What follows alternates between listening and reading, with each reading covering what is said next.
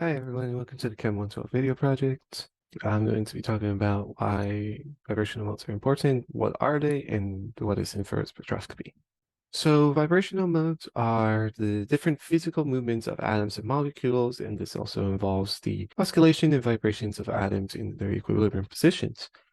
And this is all occurring at specific energy levels, which need forms of excitation energy to be able to move, stretch, or bend. What this means is that the molecules have different modes that are either bending or stretching or moving, and that shows different molecules. Infrared spectroscopy gives us readings off of graphs, and that's why vibrational modes are important. It's also important when you're trying to determine reactivity of molecules, since they may cause bond breaking or forming. They are also important when you're trying to determine physical properties for each molecules, and there are different types of vibrational modes, which each molecule may contain different ones. Infrared spectroscopy is an analytical tool that is used to determine the wavelengths of molecules. It also gives off vibrational excitation, which is what shows the different vibrational modes for each different molecule when you are getting an IR spectroscopy graph. And that is occurring when the infrared radiation hits your sample that you place on top of the crystal. The IR spec will state different frequencies that are given off by the different vibrational modes of the sample's components. So like an OH bond, CH bond, all of that stuff.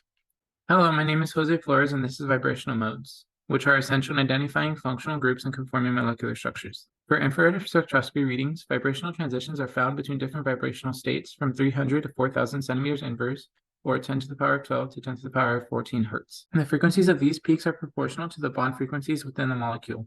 By comparing the frequencies of the peaks in the IR spectrum to a database of known bond frequencies, we can identify which bonds are present in a molecule. In a gross selection rule, the electric dipole moment of the molecule must change when the atoms are displaced relative to one another. A molecule does not need to have a permanent dipole, but only change in the dipole moment. Selection rule is when delta V is positive 1, which corresponds to absorption, or negative 1, which corresponds to emission. And it tells us which transitions can be experimentally observed. Most molecules at room temperature are in its ground state, so V equals 0, and V is called the fundamental frequency. This mode involves the simultaneous stretching of two or more atoms in a symmetric manner, leading to strong, intense peaks in the IR spectrum.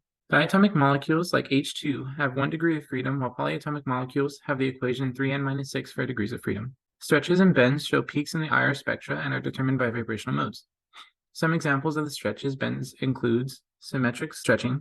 In this mode, atoms move in an asymmetric fashion, producing a distinct IR peak, which means to often indicate the presence of functional groups. Wagging modes are associated with hydrogen atoms moving out of the plane of the molecule, and they usually appear in a low-frequency region. Twisting modes involve a twisting motion of atoms around a bond, typically resulting in a moderate intensity. Scissoring vibrations entail atoms moving toward and away from each other, and rocking features oscillations of atoms within a molecular group.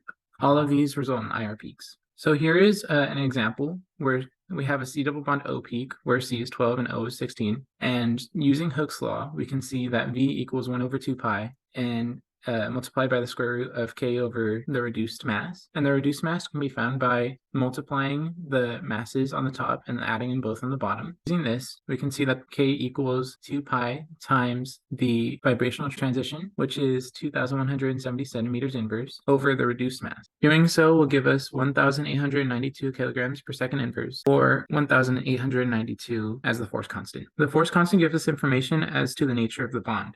A force constant of 1,892 suggests a relatively strong bond at a vibrational frequency of about 1,270 centimeters inverse. This provides information about the specific vibrations associated with the C double bond O and the C12 and O16 molecule. All right, now we're going to talk about how all of this translates into actual IR spectra and data we can analyze. So when we collect IR data, IR radiation passes through our sample, like in this video that I'm going to show on the side here, and the molecules in that sample start to wiggle around. They absorb the energy from the radiation and vibrate at a proportional frequency to that energy absorption. Each bond has a different characteristic frequency based on the atoms in that bond and the groups surrounding it, and these frequencies translate to peaks on the IR spectrum. All right, there are 6 overall modes of vibration, as JD discussed, and these different motions correspond to peaks in different parts of the spectrum. So, for example, symmetric stretching and scissoring would show up in different parts of the spectrum, and the broadness and intensity of the peaks could be different as well. Now I have an example of how this translates to data. Like I said, peaks in the IR spectrum correspond to different bonds, so if I have one hexanol, as shown below, then this is the spectrum I would obtain. The main region I'd look at is called the fingerprint region, from a wave number of around 1500 to 4000 centimeters to the minus 1. The bond between oxygen and hydrogen in the alcohol of this molecule would show up at this broad peak at a wave number of around 3500, and the carbon-hydrogen bonds would show up at around 2900 to 3000. These are specifically sp3 hybridized as well, which we can distinguish from sp2 hybridized carbons in our sample.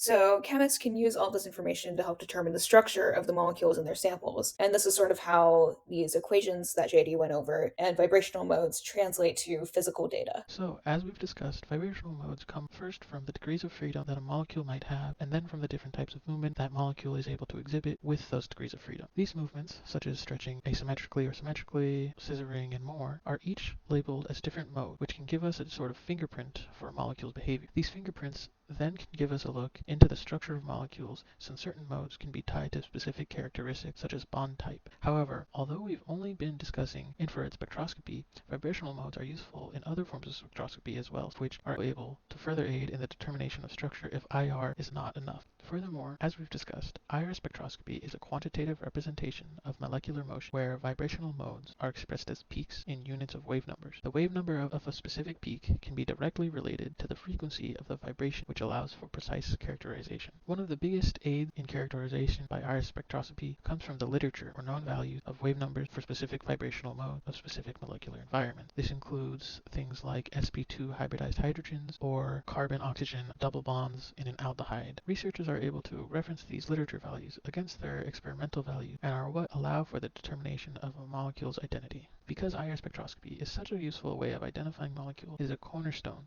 in not only research but also various industries. In pharmaceuticals, it is a useful tool for making sure medications are the correct structure and that they meet regulatory standards. In environmental sciences, it is useful for analyzing air or water pollutants and can help to minimize threats to the environment or to a population. These are just a few examples of how useful IR spectroscopy can be, and therefore how useful the understanding and measurement of vibrational modes is.